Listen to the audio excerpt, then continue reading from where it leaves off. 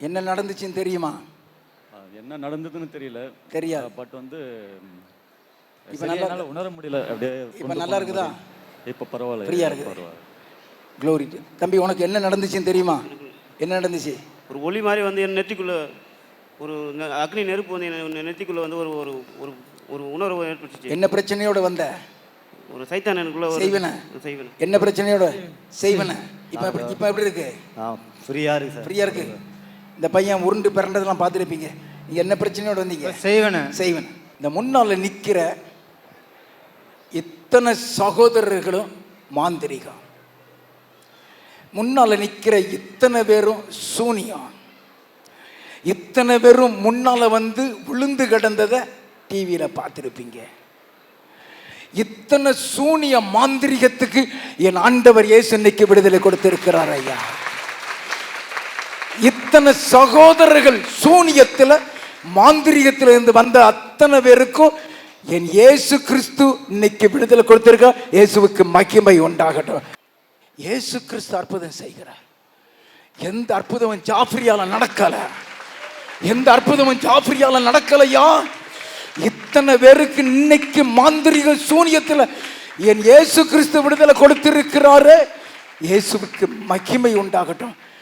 முன்னால் இந்த சகோதரியில இருந்து அந்த சகோதரி வரைக்கும் மாந்திரிக சூனியத்தில் முன்னால விழுந்து கிடந்தவங்க இயேசு இன்னைக்கு விடுதலை கொடுத்திருக்கார். கர்த்தருக்கு மகிமை உண்டாகட்டும். இவளுக்கு கல்யாணம் ஆன ஒரு 6-7 மாதமாக வந்து புருஷன் பொண்டாட்டி 2 பேருக்குள்ளேயுமே ஒரு ஒத்துமை இல்லாமல் எப்போவுமே எந்த நேரம் செத்து போவோன்ற ஒரு இதுவோடு இருந்தாங்க. அவர் வாயிலையும் இவங்க ஹஸ்பண்ட் வாயிலையும் அதே தான் வரும், நான் செத்து போயிட போகிறேன் அப்படின்னு. இவளும் அதே தான் சொல்லிட்டு இருந்தா. எனக்கும் வேதனையாக இருந்து எங்கே போய் என்ன பண்ணுறதுன்னு தெரியல. ஆனால் இவங்க வீட்டுக்காரோட வீட்டில் மட்டும் சில சாமியார் மூலயமா 15,000 10,000ன்னுட்டு செலவு பண்ணி இது பண்ணாங்க. அது என்னென்னா அவர் மேலே ஒரு அசுத்த ஆவி ஏதோ தொடருதுன்னு சொல்லிட்டு இருந்தாங்க. எங்களுக்கு வந்து அப்போவும் எதுவும் சரிப்படுறாம தெரியல. அவர் என்கிட்ட வந்து சொன்னார், எனக்கு நிம்மதியாகவே இருக்க முடியல, செத்து போயிடணுன்னு தான் தோணுது அப்படின்னு. இவளும் அதே மாதிரி சொன்னான், அம்மா நான் எந்த நிமிஷம் சாவேனே எனக்கு தெரியல அப்படின்னு ரொம்ப வேதனைப்படுவா. அப்புறம் தான் எனக்கு ஒன்றும் புரியல. சரின்னு அந்த புதூரில் ஒரு ஐயா கடை வச்சிட்ருக்கார், மளிகை கடை சந்திரன் சொல்லிட்டு, உங்களுக்கு யாராவது நோய் நொடி தீர்க்க முடியாத வியாதி இருந்தால் இந்த சபைக்கு வாங்க, கண்டிப்பாக குணமாக்கிட்டு வரேன். பாப்பா நீ கவலையப்படாத, என்ன ஒரு மந்திரம் மாந்திரீகம் பேய் பிசாசு இருந்தாலும் கடவுளுக்கு அடங்காத ஒன்றுமே இல்லை, அதனால நம்ம இந்த சபைக்கு போவோம் வான்னு சொல்லிட்டு இவங்க ஹஸ்பண்ட் வரவே மாட்டேன்ட்டாரு. ஆனாலும் நான் என்ன பண்ணேன், நீங்கள் இந்த ஒரு முறை வந்து பாருங்கள், கண்டிப்பாக அதிசயம் நடக்கணும். எவ்வளோ நாள் இவங்க கஷ்டப்பட்டாங்க, மாத கணக்கில் 6-7 மாதம்.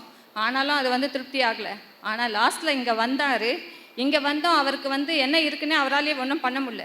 லாஸ்ட்டில் ஐயா கிட்ட நாங்கள் மேலே போய் டோக்கன் வாங்கிட்டு போய் பார்த்தோம். அங்கே 3 மாதத்துக்கு முன்னாடி நீங்கள் நிறைய பேர் வந்தவங்க பார்த்துருப்பீங்க அதிசயத்தை. அந்த நேரம் ஆனால் நாங்கள் ஐயா கிட்ட சொன்னோம், ஐயா இவங்க 2 பேருக்கு நிம்மதியே இல்லை, வாழ்க்கையில் செத்து போகனே இருக்காங்க, ஏதோ அசுத்த ஆவி இருக்குதுன்னு சொன்னோம். ஆனால் நான் இவளுக்கு தான் இருக்குது அவருக்கு இருக்குன்னு யாரையுமே நான் சொல்லவே இல்லை, கை காட்டல ஐயா கிட்ட. ஆனால் கரெக்டாக ஐயா அந்த இவங்க வீட்டுக்கார மேலே தான் இருக்குன்னு கரெக்டாக கண்டுபிடிச்சி அந்த நிமிஷமே ஓட்டினார். அன்னையிலேருந்து என் பொண்ணு 1 மாதமாக என் வீட்லேயே வந்து வாழாமல் இருந்தா. நான் அந்த வீட்டுக்கே போக மாட்டேன், அங்கே அசுத்த ஆவி இருக்குது, நிறைய சேஷ்டை பண்ணுதுன்னு. ஆனால் இங்கே வந்து ஆண்டவர் கை வச்சு ஜபம் ஐயா மூலயமா ஜபம் பண்ணதுக்கப்புறம் க்யூர் ஆயிடுச்சு. இன்னைக்கு 2 பேரும் சந்தோஷமாக ஒத்துமையாக நிம்மதியாக இருக்காங்க. இயேசுவுக்கு மகிமை உண்டாகட்டும். ஆண்டவருக்கு நன்றி.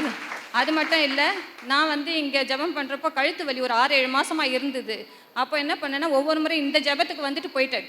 என்ன அறியாமல் அன்றைக்கி என்ன பண்ணேன், ஈவினிங் ஒரு இந்த ப்ரோக்ராம் சொன்னாங்க, ஒரு அபிஷேகம் ரொம்ப வல்லமையாக இறங்கணும்.